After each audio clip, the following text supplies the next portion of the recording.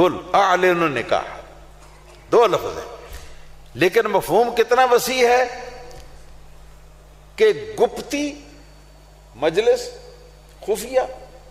نکاح، پڑھنا، پڑھانا، پڑھوانا، یہ ساری چیزیں شرعاً جو ہے یہ ناجائز، یہ شرعاً ناجائز ہے۔ جیسا آج کل مجھے بتایا گیا کہ کالجوں میں اور یونیورسٹیوں میں آج کل یہ کام عام و عام ہو رہا ہے۔ کئی پروفیسر جس شاگردنی پر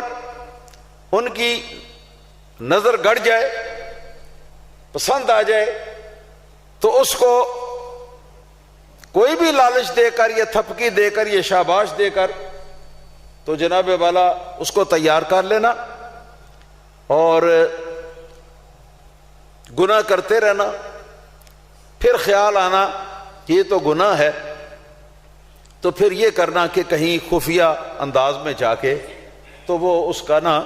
وہ شرعی نکاح جس کو وہ کہتے ہیں وہ شرعی نکاح کر لینا، دو بندے گواہ ہوں،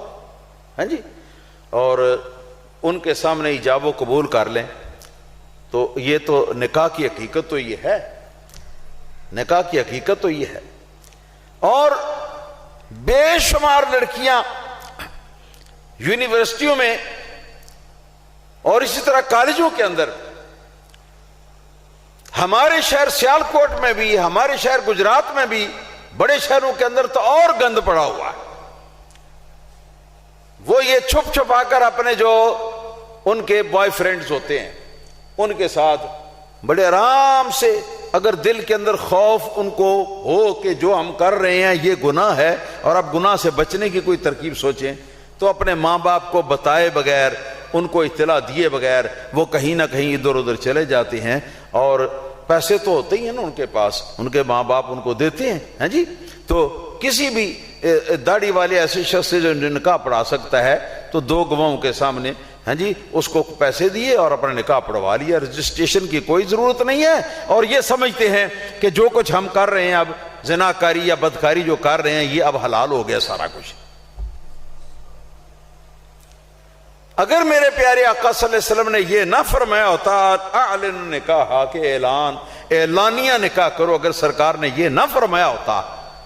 تو آج یہ سارے کرتوت جو ہو رہے ہیں نا، یہ سارے کرتوت آج جائز ہوتے، لیکن حرام ہے، اس لیے کہ ماں باپ کو اطلاع دیے بغیر رشتہ طے کر لینا، ماں باپ کو اطلاع دیے بغیر نکاح کر لینا جو ہے یہ شرعاً حرام ہے، حرام ہے، حرام ہے۔ اس لیے کہ ماں باپ کو جب پتہ چلے گا تو ان کا دل کتنا دکھے گا، سمجھتے ہو، اور ماں باپ کا دل دکھانا شرعاً حرام، حرام، حرام، گناہ کبیرہ۔ اگرچہ ایسا کرنے سے وہ میاں بیوی تو بن جائیں گے، وہ میاں بیوی تو بن جائیں گے، مگر ان کا جس طریقے سے وہ بن رہے ہیں وہ طریقہ ان کا فعل حرام، حرام، حرام اور کبیرہ گناہ ہے، اس لیے کہ ماں باپ کے لیے اس سے بڑھ کر اذیت کوئی نہیں ہوتی۔ روٹی نہ ملے ایک وقت ماں باپ گزارا کر لیتے ہیں، کپڑے اچھے نہ ملے ماں باپ گزارا کر لیتے ہیں، بھوکے پیاسے رہ کے ماں باپ گزارا کر لیتے ہیں، اور دھوپ اور چھاؤں میں، ہاں جی، جس چیز کی ضرورت ہو نہ ملے تو وہ گزارا کر لیتے ہیں، مگر اپنی بیٹی جو ہے اس کی ایسی حرکت جو ہے اس کو ماں باپ جو ہے وہ کبھی بھی گوارا نہیں کرتے، بلکہ وہ سمجھتے ایسا معاملہ ہو جائے تو وہ کہتے ہیں کہ کبھی ہمیں ہمارے بس میں ہو، شریعت میں حرام نہ ہو تو ہم خودکشی کر لیں،